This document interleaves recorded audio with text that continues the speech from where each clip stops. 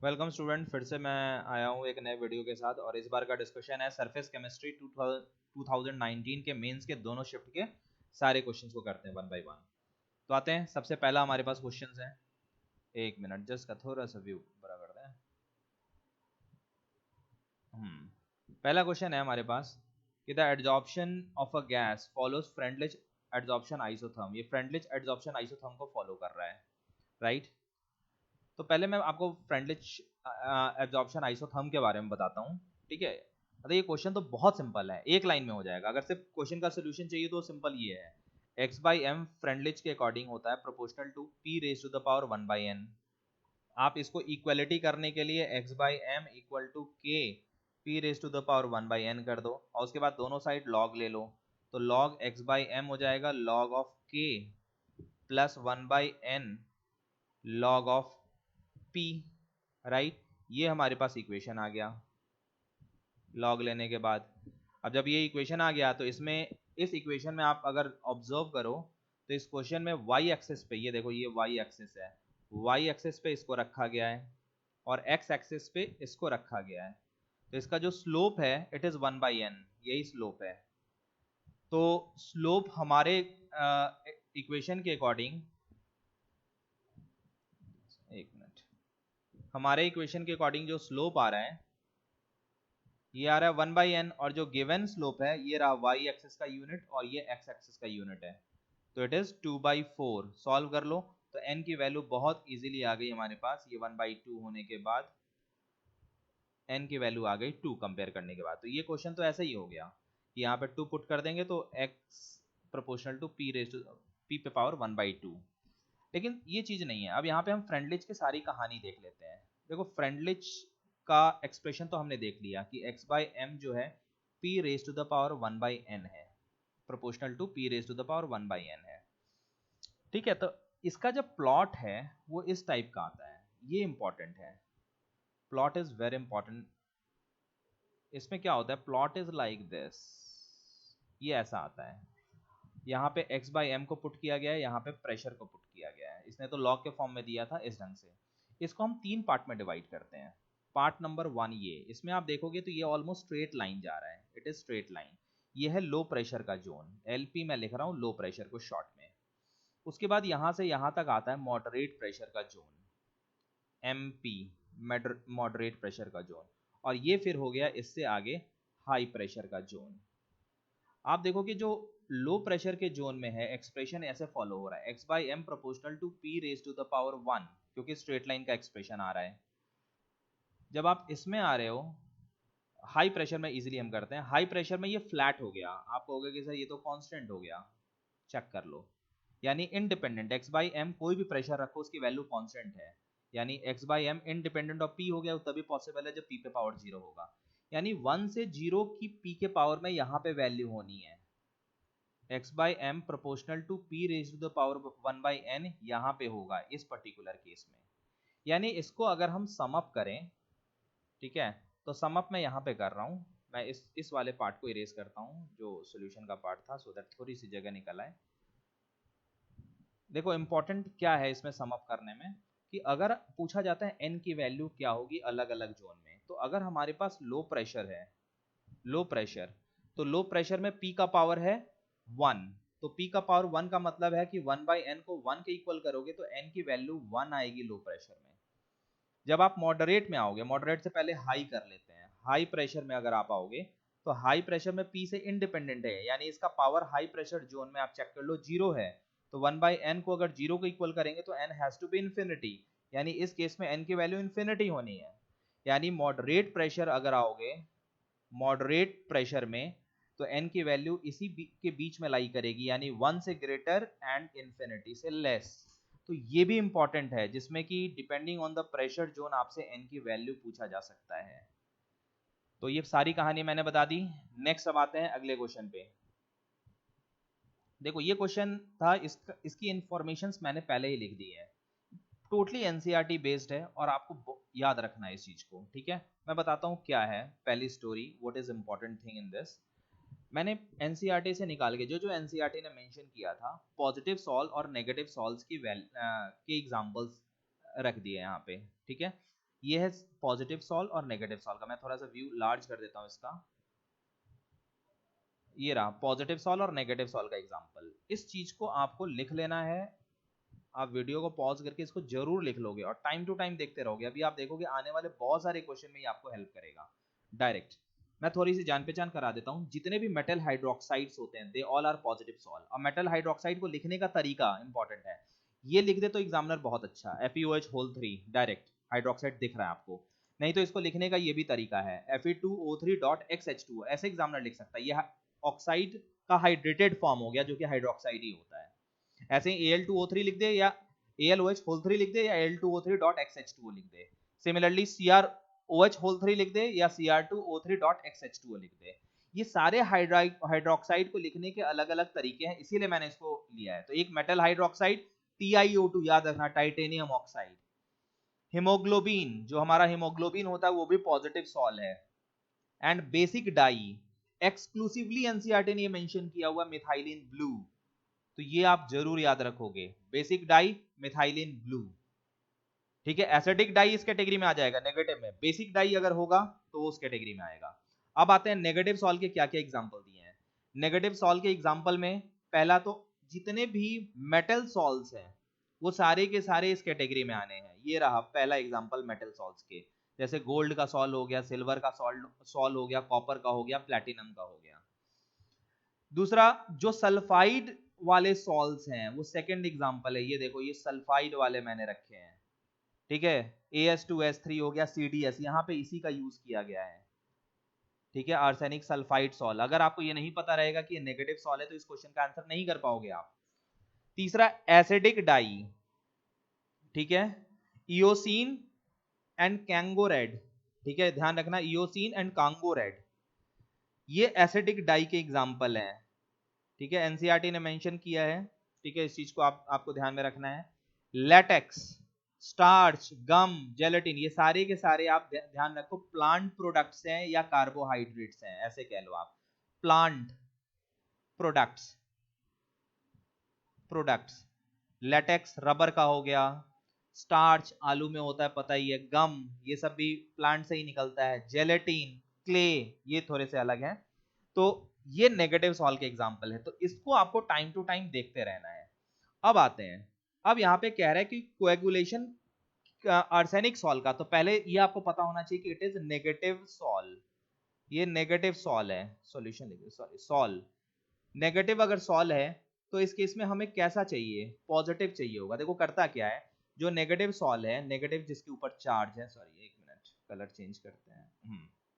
जो हमारे पास negative solve है, इस नेगेटिव सॉल्व में जब आप कोई पॉजिटिव आयन लोगे, मान लो आपने कोई एक X ले लिया पॉजिटिव, तो इसको अपनी तरफ अट्रैक्ट करेगा, ऐसे ही और अट्रैक्ट करेगा, और को अट्रैक्ट करेगा, और को अट्रैक्ट करेगा नेगेटिव सॉल्व को, और भी नेगेटिव सॉल्व पार्टिकल को अट्रैक्ट करेगा। इस तरह से साइज काफी लार्ज हो जाएगा और भारी हो जाएगा और नीचे प्रेसिपिटेट हो जाएगा।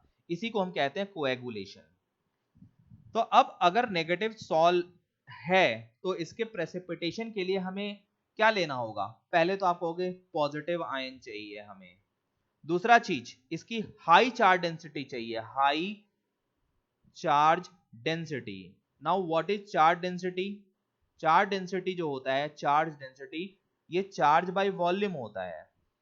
पहली प्रायोरिटी चार्ज को दो, फर्स्ट प्रायोरिटी, और सेकंड वॉल्यूम को। अगर चार्ज इक्वल आने लग जाए तो सेकंड इसको प्रायोरिटी देते हैं। तो पहले मैं देखता हूं कि किसमें चार्ज ज्यादा है, तो मैं वन बाय वन जब चेक करने जा रहा हूं तो बेरियम पे मुझे 2+ दिख रहा है, एल्यूमिनियम पे 3+ दिख रहा है, सोडियम पे +1, यहां भी सोडियम है +1। तो मुझे क्लियर दिख गया कि जो सेकंड है इसमें चार्ज ही बहुत ज्यादा है, तो वेल ऑब्वियस सी बात है चार्ज डेंसिटी भी इसकी ज्यादा होगी, और चार्ज डेंसिटी ज्यादा होने के कारण सेकंड ऑप्शन परफेक्ट होगा इसके कोएगुलेशन के लिए। तो इसमें बस ये लिस्ट मैंने इसीलिए दी है कि अगर आपको आर्सेनिक सल्फाइड कैसा सॉल्व है ये नहीं पता होगा तो आप नहीं कर पाओगे। नेक्स्ट आते हैं अगले क्वेश्चन पे। नाउ थर्ड क्वेश्चन, इसमें भी मैंने कुछ इंपॉर्टेंट चीजें निकाल के रखी हुई हैं। मैं थोड़ा सा व्यू इसका चेंज करता हूं सो दैट पूरे विजन में आ जाए। देखो एनसीईआरटी ने होमोजेनियस, क्योंकि कैटालिसिस से रिलेटेड ये क्वेश्चन है, तो हेट्रोजेनस और होमोजेनस कैटालिसिस के एग्जांपल्स दिए हुए हैं, तो मैंने उसको एक जगह कर लिया। ये जो एग्जांपल है, ये example this is the example of heterogeneous catalysis जो एनसीईआरटी ने दिया है, एनसीईआरटी बेस्ड। मैंने अपनी तरफ से कुछ भी नहीं किया इसमें, जो एनसीईआरटी ने दिया है बस उसी को हम फॉलो कर रहे हैं, ठीक है। N2 और H2O, इसको FeO भी कर लेना, Fe या FeO दोनों आता है इसमें, ठीक है। आयरन या आयरन का ऑक्साइड दोनों ही हो सकता है। ये हाबर्स प्रोसेस है। हाबर्स प्रोसेस में आयरन कैटलिस्ट, मॉडरेटर मोलिबेडिनम होता है, मॉडरेटर ये भी पूछा जा सकता है क्योंकि बुक वगैरह मेंशन किया हुआ है। मोलिबेडिनम मॉडरेटर होता है, आयरन या आयरन ऑक्साइड कैटलिस्ट होता है। कॉन्टैक्ट प्रोसेस H2SO4 का मेथड ऑफ प्रिपरेशन है।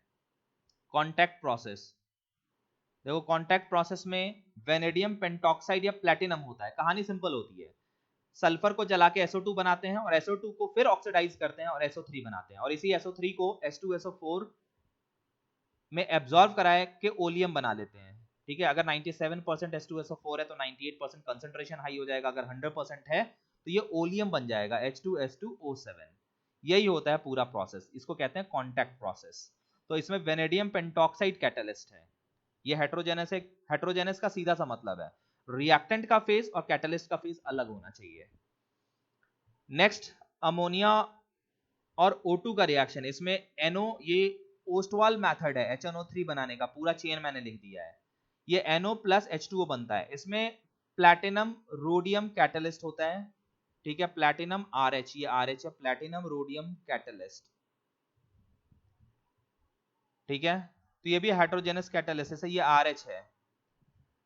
ये पूरा प्रोसेस ये होता है, NO बनता है, NO को ऑक्सीडाइज करते हैं HNO2, फिर पानी के प्रेजेंस में ये डिस्प्रोपोर्शनेट रिएक्शन होके HNO3 और NO दे देता है। तो आपको अभी कैटलिस्ट से मतलब है, कैटलिस्ट ध्यान में रखना, पूरी रिएक्शन याद रहे ना रहे।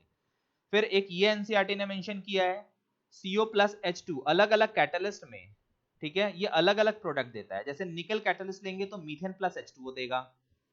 अगर आप इसमें कॉपर ले लो with ZNO and Cr2O3, chromium, ये क्रोमियम है, Cr2O3 के साथ, तो मिथाइल अल्कोहल देगा, और ये कॉपर के साथ फॉर्मेल्डिहाइड देगा। एकदम रट्टा लगा लेना है इसका।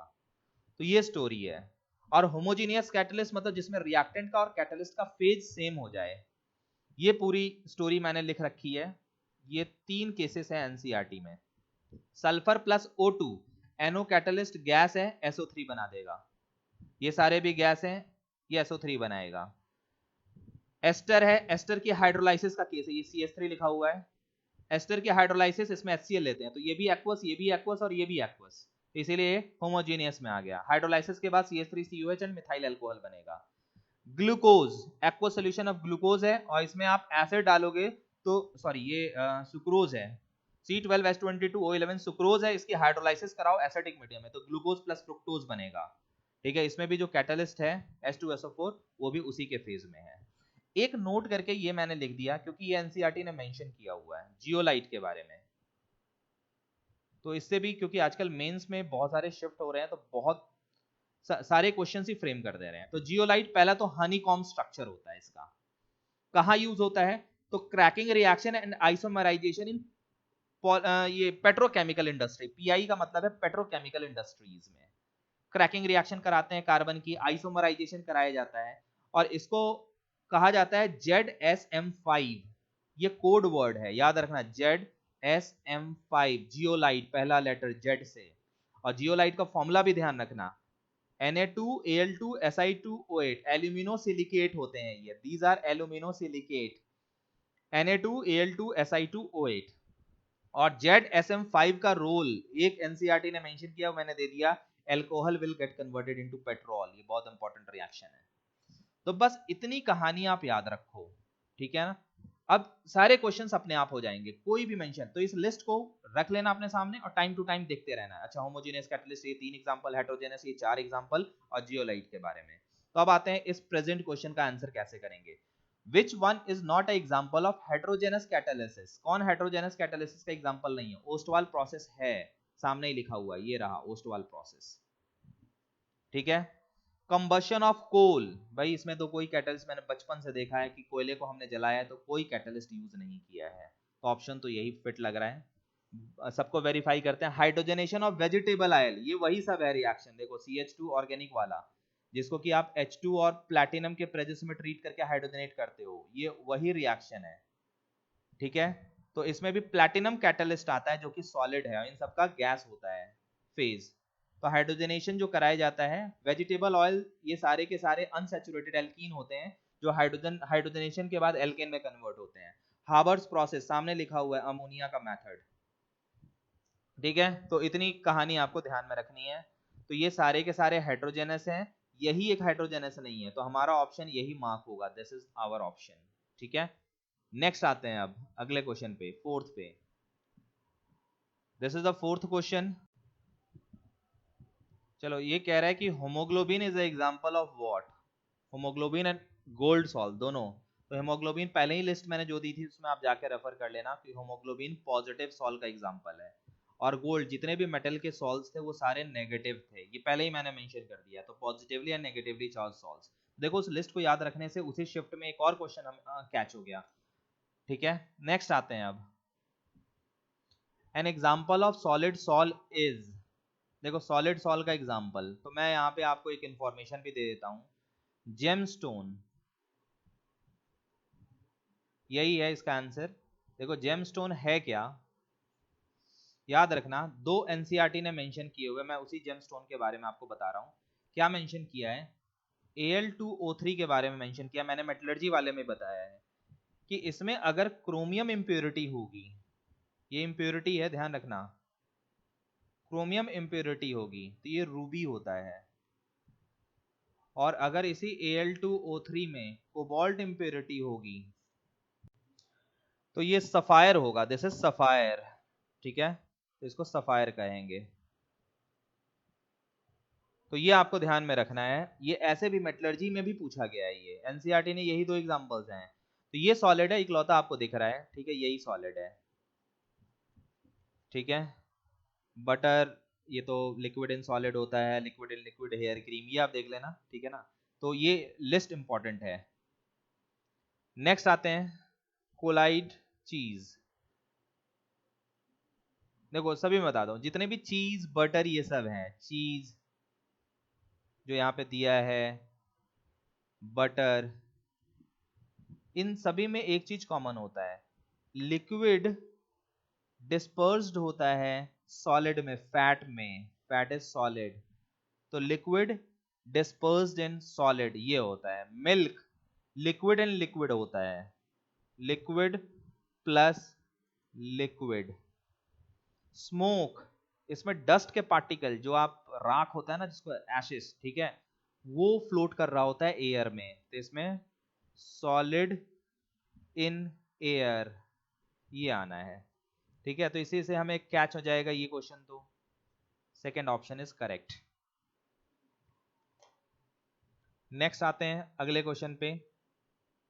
गिवन गैस क्रिटिकल टेम्परेचर्स दिए हुए हैं सभी के, और पूछा on the basis of this data predict which of the following gas shows least adsorption on a definite amount of charcoal. एक डेफिनेट अमाउंट ऑफ चारकोल में कौन लीस्ट एडजॉर्प्शन शो करेगा। देखो इसकी स्टोरी यही है, चारकोल पे कोई एडजॉर्ब कैसे होता है, हमारे पास अगर चारकोल ये है, इस पे कोई भी गैस एडजॉर्ब कैसे होती है, गैस इसके पास आती है और इन दोनों के बीच में इंटरमॉलिक्यूलर फोर्स डेवलप होता है, intermolecular force, molecular force develop होता है। जितना ज्यादा ये इंटरमॉलिक्यूलर फोर्स होगा उतना ही ज्यादा एडजॉर्ब होगा। अब क्रिटिकल वैल्यू हमें इंटरमॉलिक्यूलर फोर्स के बारे में क्या बताता है, चारों गैसेस देखते हैं। पहले क्रिटिकल टेम्परेचर का मतलब क्या होता है, ये वो टेम्परेचर है जिसके नीचे गैस को हम लिक्विफाई कर सकते हैं, उसके ऊपर नहीं। ठीक है, तो below this gas can be liquefied, gas को हम लिक्विफाई कर सकते हैं, कैन बी लिक्विफाइड, हम लिक्विफाई कर सकते हैं गैस को बहुत इजीली। तो अब आ जाओ देखते हैं, SO2 इसको हम 630 पे लिक्विफाई कर सकते हैं। ठीक है, यानी 630 से कम टेम्परेचर पे अगर क्रिटिकल प्रेशर हो, सभी के लिए हम क्रिटिकल प्रेशर मेंटेन कर रहे हैं, तो बिलो 630 इट इज लिक्विड। इसका मतलब ये है कि below this it is liquid. इसका मतलब है कि इसका फोर्स ऑफ अट्रैक्शन इतना स्ट्रांग है कि 630 तक सस्टेन कर रहा है, और 630 के बाद ये टूट के फिर गैस में कन्वर्ट हो रहा है। यानी up to 630 it has ability to sustain, यानी इसके केस में जो इंटरमॉलिक्यूलर फोर्स है 630 का टेम्परेचर सस्टेन कर सकता है। इसी तरह से बाकियों का आप देखो और ऐसे करते करते आप H2 पे आओगे तो ये सबसे कम है 33 केल्विन।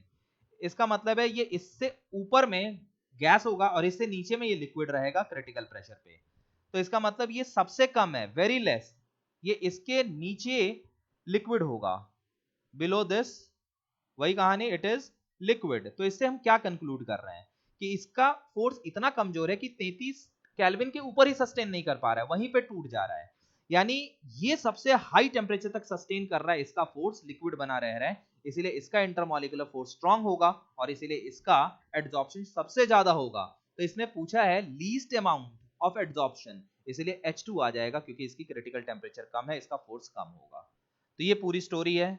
नेक्स्ट आते हैं हम 8th पे, among the following the false statement is, आप इसको चेक कर लो, ठीक है, चारों ऑप्शन आप पढ़ो। इसका पहला कह रहा है, इसमें देखो सारे ऑप्शंस आप पढ़ोगे तो एक केस जो मैंने किया था, आप इस स्टेटमेंट को सबसे पहले पढ़ो, आपको बाकी पढ़ने की जरूरत ही नहीं होगी।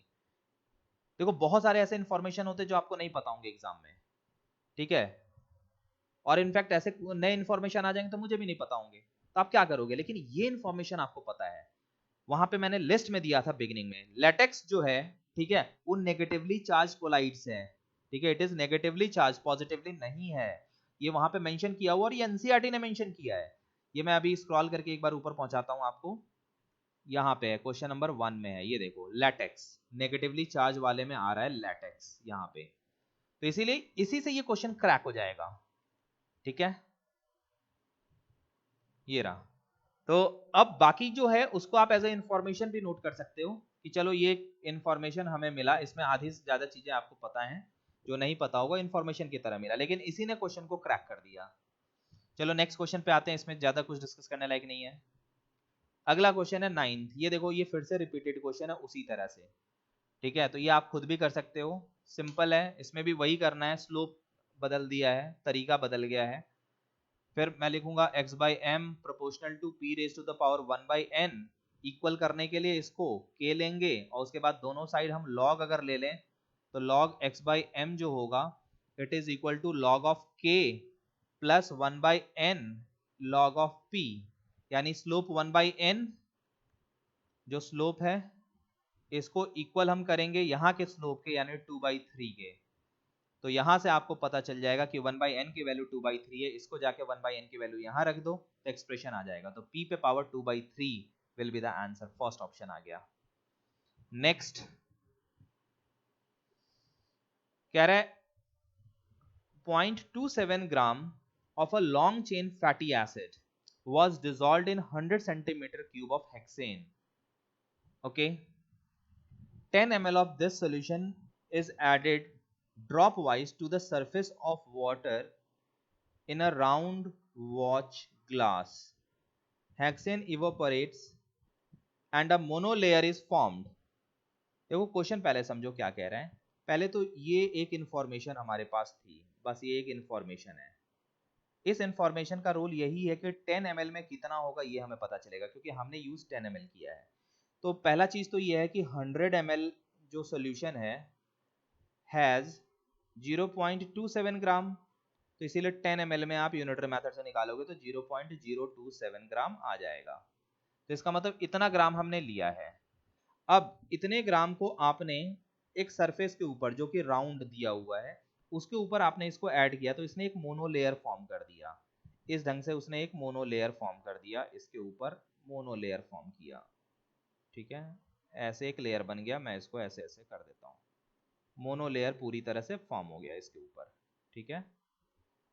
तो अब ये कह रहा है कि इस मोनोलेयर की हाइट कितनी होगी, what is the height of this monolayer, height. तो भाई कॉन्सेप्ट एक ही है कि जो पार्टिकल इसमें आया है fatty acid, volume of fatty acid कितना है जो इसके ऊपर एक्युमुलेट हुआ है, क्योंकि हेक्सेन तो इवोपरेट हो गया, ये देखो हेक्सेन इवोपरेट हो गया, तो हेक्सेन तो है नहीं, तो सिर्फ फैटी एसिड बच गया, तो जो फैटी एसिड इसके ऊपर है, ठीक है, उसका वॉल्यूम कितना है, volume of fatty acid, fatty acid, तो आप कहोगे वॉल्यूम ऑफ फैटी एसिड जो इसका एरिया होगा बेस एरिया इनटू हाइट, और ये क्लियर बताया जा रहा है कि एक स्फेयर है जिसका कि सॉरी राउंड टाइप का है, इट इज अ राउंड, और जो राउंड है ठीक है उसमें आप चेक कर लो कि उसका रेडियस दिया हुआ है 10 सेंटीमीटर, ठीक है। तो राउंड जिसका कि रेडियस है 10 सेंटीमीटर, 10 सेंटीमीटर ये राउंड वॉच ग्लास है, रेडियस 10 सेंटीमीटर, तो इसीलिए इसका जो बेस एरिया हो जाएगा वो पाई आर स्क्वायर, यहाँ ये आर है, दिस इज आर, और इनटू इसकी हाइट h, क्योंकि पूरे में ये एक मोनोलेयर बैठा है तो h हाइट तक ये मोनोलेयर बना दिया, तो इतना इसका वॉल्यूम होगा। तो हमें फैटी एसिड का वॉल्यूम निकाल के इसके इक्वल करना है। तो अब आते हैं, ये रहा डेंसिटी दे रखा है फैटी एसिड का, और ये रहा हमारे पास मास। तो डेंसिटी होता है मास बाय वॉल्यूम, तो यहां से हमारे पास वॉल्यूम आ जाएगा फैटी एसिड का मास बाय डेंसिटी। मास है 0.027 बाय डेंसिटी कितना आएगा 0.9 से हम इक्वेट कर देंगे डेंसिटी, सेम यूनिट्स हैं, और इसको आप सिंप्लीफाई करो ये आ जाएगा 0.03 सेंटीमीटर क्यूब। मैं एक बार चेक कर लेता हूँ, हाँ ठीक है 1010, ठीक है इतना सेंटीमीटर क्यूब आ जाएगा। बस अब इक्वेट कर देंगे हम इससे, पाई की वैल्यू दिया है 3, तो 3 इंटू 10 का square into height h is equal to 0.03, equate करके h निकालते हैं तो ये आ जाएगा 10 to the power -4 centimetre. Check कर लो कैंसिल हो गया, 10 टू द पावर -4 सेंटीमीटर, जिसको मीटर में कन्वर्ट करोगे तो 10 टू द पावर -6 मीटर आएगा। तो इसीलिए फर्स्ट ऑप्शन इज करेक्ट, और ये इसका सोल्यूशन हुआ। नेक्स्ट आते हैं अगले क्वेश्चन पे, ये फिर से कैटलिस्ट का क्वेश्चन है, देखते हैं इसमें कैसे करेंगे इसको हम। पहला है वेनेडियम पेंटॉक्साइड, ये पहले ही मैंने बता दिया था कि हैव कांटेक्ट प्रोसेस H2SO4 का है, तो ये इससे मैच हो जाएगा। आपको जो कंफर्म याद रह सकता है, आयरन ऑक्साइड बिल्कुल एनसीईआरटी से है, ये अमोनिया के प्रोसेस में हाबर्स प्रोसेस में यूज करते हैं, ये पॉलीमर में आता है, ठीक है, जिगलर नेटा कैटलिस्ट है, दिस इज जिगलर नेटा कैटलिस्ट जो पॉलीमर में आता है। इतना भी याद है तो पॉलीवर्ड इसी में है, पॉलीइथाइलिन यही पॉलीमर है इथाइलिन का, तो इससे मैच होगा, बाकी जो बच गया वो इससे मैच हो जाएगा। तो ये ऊपर वाले इंफॉर्मेशन के बेसिस पे ही हो गया। आते हैं नेक्स्ट पे, an aerosol is a kind of colloid in which, कह रहे हैं एरोसॉल क्या है, व्हाट इज एरोसॉल। तो देखो ये एरोसॉल, दो कॉमन वर्ड ऑलवेज होते हैं, एरोसॉल और दूसरा होता है एक्वासॉल, एक्वा, एक्वासॉल, या इसको हाइड्रोसॉल भी कहा जाता है, हाइड्रोसॉल।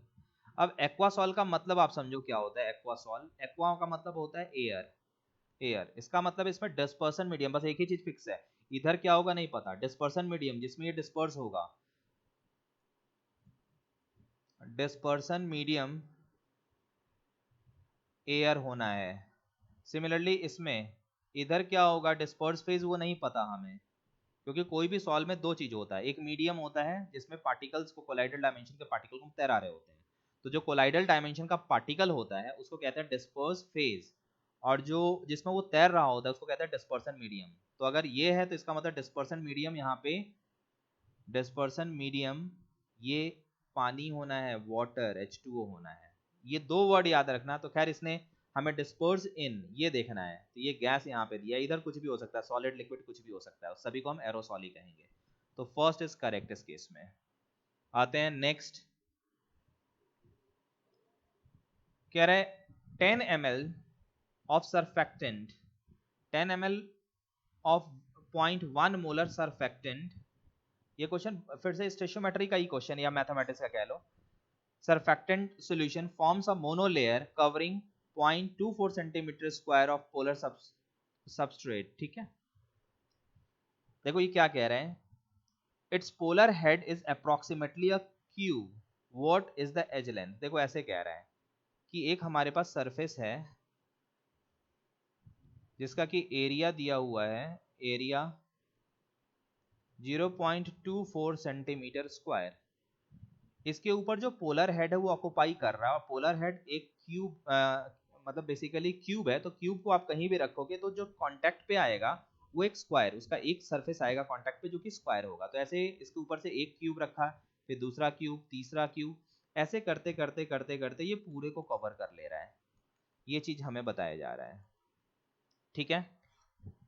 तो इस केस में हम कहेंगे कि जो भी जितने भी पार्टिकल्स हैं, मान लो कि इसके टोटल ऐसे ऐसे n पार्टिकल्स हो गए, ठीक है। तो n पार्टिकल्स जो उसके हैं, n पार्टिकल्स इनटू इसका ये एरिया, बेस एरिया, मान लो इसका एज लेंथ a अगर हम लेते हैं तो इसका बेस एरिया a स्क्वायर, तो n particle into a square ये पूरे इसके इक्वल होना चाहिए 0.24 के, क्योंकि एक का बेस एरिया a स्क्वायर है और ऐसे ऐसे n पार्टिकल है, तो n को अरेंज कर देंगे तो पूरा ये कवर हो रहा है, तो ये 0.24 के इक्वल हो जाएगा। तो बस हमें n निकालना है तो अपने आप a पता चल जाएगा। अब आते हैं n की कैलकुलेशन कैसे करेंगे नंबर ऑफ पार्टिकल्स का। तो सबसे पहले इस इंफॉर्मेशन को हम पिक करते हैं। यहां दिया है 10 ml और 10 टू द पावर -3 मोलर, मिली का मतलब स्मॉल m मिली मोलर है, इतना मोलर है। तो यहां से आप मोल्स निकालो। मोल्स देखो फॉर्मूला है मोलैरिटी का, मोल्स बाय वॉल्यूम इनटू 1000, अगर वॉल्यूम ml में है जो कि यहाँ पे है। तो यहाँ से मोल्स अगर आप निकालोगे तो ये आ जाएगा मोलैरिटी इनटू वॉल्यूम बाय 1000। तो पुट करते हैं molarity 10 to the power -3 volume 10 by 1000, ये सॉल्व करके आ जाएगा 10 टू द पावर -5, इतना आ गया हमारे पास मोल्स। तो नंबर ऑफ पार्टिकल्स क्या होगा, n, जो कि नंबर ऑफ पार्टिकल्स है, पार्टिकल। हम क्या करेंगे, मोल्स को एवोगाड्रो नंबर से मल्टीप्लाई करेंगे। तो मोल्स है 10 टू द पावर -5 और एवोगाड्रो नंबर की value approximately 6 into 10 to the power 23 लेते हैं। तो ये हमारे पास आ जाएगा 6 इंटू 10 टू द पावर 18, ठीक है, इतना आ जाएगा। तो यहाँ पे हम पुट करते हैं इसको, तो 6 into 10 to the power 18 into a square is equal to 0.24। तो यहाँ से a को हम सॉल्व करते हैं, तो ये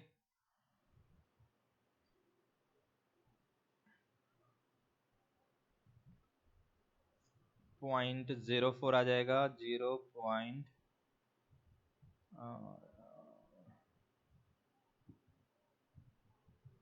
एक मिनट, जस्ट अ मिनट, 0.04 आ गया, ठीक है, इंटू 10 टू द पावर -18, ठीक है। इसको सिंप्लीफाई करना थोड़ा सा मुश्किल हो रहा है, एक जस्ट अ मिनट। ये आ गया, 4 इंटू 10 टू द पावर -20। तो यहाँ से a की वैल्यू सॉल्व होके आ जाएगी 2 इंटू 10 टू द पावर -10, जिसको कि आप लिख सकते हो, इतना सेंटीमीटर है, ठीक है। तो जो मीटर्स में आ जाएगा 2 into 10 to the power -12 metre, यानी 2 पिकोमीटर, इसलिए 2 picometre will be the answer. Next हम आते हैं, नाउ दिस क्वेश्चन, थोड़ा सा इसका विजन चेंज कर देते हैं, अब विजिबल होगा। अब ये आप लोग खुद भी कर सकते हो। अच्छा, इसमें थोड़ी सी थ्योरी भी बतानी है मुझे, ये एक अच्छा क्वेश्चन है, थोड़ा सा थ्योरी बताते हैं इसमें। दो क्या है इसमें, ये इस एक्सप्रेशन से इस क्वेश्चन में कोई लेना देना नहीं है, इस एक्सप्रेशन से, ये एक्सप्रेशन यूजलेस है, ये ऐसे ही कंफ्यूज करने के लिए दिया है। बस कहानी ये फिजिकल एब्जॉर्प्शन पे प्रेशर एंड टेम्परेचर का इफेक्ट पूछा गया है। तो मैं आपको फिजिकल एब्जॉर्प्शन पे प्रेशर और टेम्परेचर का इफेक्ट बताता हूँ। देखो सिर्फ यही नहीं, टेम्परेचर का इफेक्ट तो केमी में भी देखना है। प्रेशर का इफेक्ट क्या होगा, प्रेशर जब भी आप बढ़ाओगे x/m versus pressure, it is like this,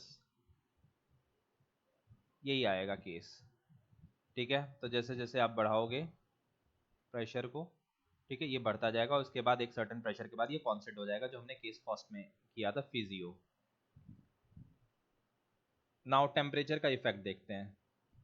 कभी भी आप टेम्परेचर बढ़ाओगे तो ऑलवेज ध्यान रखना एड्जॉर्प्शन कम होगा, क्योंकि आप उसको टेम्परेचर दे रहे हो, तो जो पार्टिकल है ज़्यादा एनर्जी मिलेगा तो सरफेस से वो भाग जाएगा, उसका मतलब जो फोर्स है वो टूटना स्टार्ट हो जाएगा हाई टेम्परेचर पे। इसीलिए इस केस में जो ग्राफ आता है वो ऐसा आता है, यानी x/m का ग्राफ अगर t के रेस्पेक्ट में आप प्लॉट करोगे तो ये ऐसा आएगा, ये फिजियो है। लेकिन केमी का भी टेम्परेचर का ग्राफ इंपॉर्टेंट है, तो इसलिए मैं उसको भी डिस्कस कर रहा हूँ। केमी के केस में x/m केमी जॉब्शन और T का ग्राफ आप देखोगे तो ये ऐसा आता है, पहले तो ये बढ़ता है और उसके बाद ये फिजियो के सिमिलर आएगा, उसके बाद आप देखोगे ये फिजियो के सिमिलर आएगा। तो ये जो बढ़ा है ये क्यों बढ़ा है, why is this has increased, तो ये जानना जरूरी है। तो बेसिकली इस पार्ट में क्या होता है, more particle are able to cross the activation energy barrier, क्योंकि केमी जॉब्शन में केमिकल बॉन्ड बनता है, ये केमी का केस है, केमी का केस है, इसमें केमिकल बॉन्ड बनता है केमी जॉब्शन में। तो इसीलिए पहले जब टेम्परेचर बढ़ाते हो तो ज़्यादा से ज़्यादा पार्टिकल अपने एक्टिवेशन एनर्जी को क्रॉस करके रिएक्ट कर पाते हैं, इसीलिए पहले बढ़ता है। More particle able to cross activation energy EA को क्रॉस कर पाता है, इसीलिए पहले बढ़ता है, उसके बाद एक सर्टेन लेवल के बाद जब पूरे सारे पार्टिकल अटैच हो जाते हैं तो फिर आप हीट करोगे तो कम होना स्टार्ट हो जाएगा फिजियो की तरह। नेक्स्ट आते हैं अगले क्वेश्चन पे, ये पहले से मार्क किया हुआ था, इसमें कुछ मेंशन करने की ज़रूरत नहीं है मुझे, आप खुद देख लो, ठीक है, अपने आप आपको पता चल जाएगा। भाई कोई भी केस हो, ठीक है ना, वो ऑलवेज इलेक्ट्रोफोरेसिस होना ही होना है, ये तय है। इलेक्ट्रोफोरेसिस में हर एक कोलाइडल पार्टिकल प्रेसिपिटेट हो जाएगा, क्योंकि कोलाइडल जो पार्टिकल्स होंगे वो चार्ज पार्टिकल्स होंगे। तो जब आप इलेक्ट्रोफोरेसिस कराओगे, ठीक है, तो किसी ना किसी प्लेट की तरफ मूव करेंगे ही करेंगे, और प्लेट की तरफ मूव करके वो डिस्ट्रॉय हो जाएंगे, बस कहानी खत्म हो गई। बस इतने ही क्वेश्चन थे इसमें, ठीक है, थैंक यू वेरी मच।